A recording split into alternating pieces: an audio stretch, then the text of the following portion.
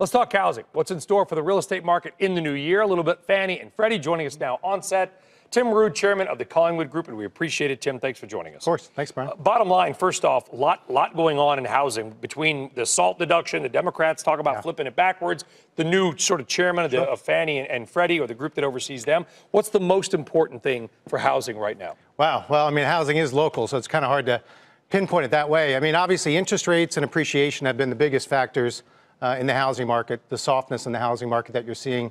And I'm not taking any real concern with it. I think it's just a break. It needed to take a break. You can't go up 7% a year in perpetuity without having a big, nasty ending.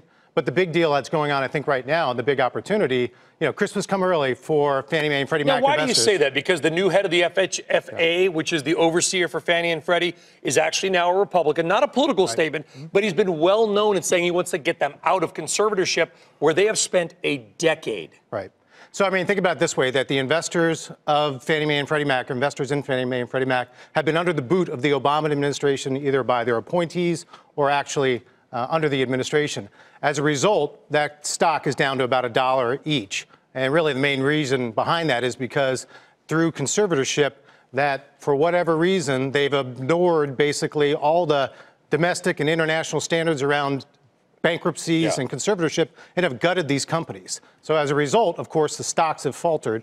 The opportunity right now is that the Trump administration has indicated, says, look, we got to get these guys out of conservatorship. There's got to be a path to get them to build capital and get them out. Connect the dots, though, Tim, because Fannie and Freddie are so massively important for the housing market. I mean, people in Des Moines, Iowa, Dallas, doesn't matter, Denver, wherever you are, they don't realize maybe how important Fannie and Freddie mean for them to be able to get a mortgage, right? Because they basically insure or own so much.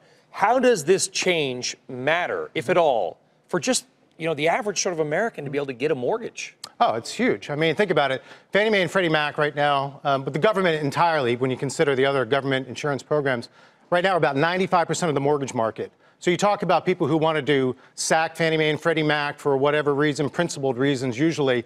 It's one of these things where you say absolutely, but when you think about it, that's going to raise the cost of financing by about 1% to 1.5%. We've had a 50 basis point increase over the last year, and the whole market has gone apoplectic. You would think that rates have gone up 4%. So you can imagine what would happen if rates went up even 1%. That acts like a 10% tax.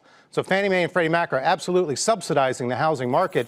In the absence of then you're entrusting Wall Street private capital to come in and save the day, and there aren't many good examples of that. This should help.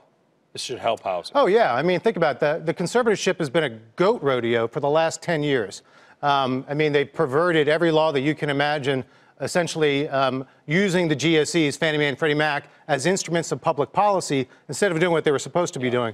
And as a result, you're seeing that, you know, credit has tightened. And as a result of that, then there's fewer people who are able to buy a house.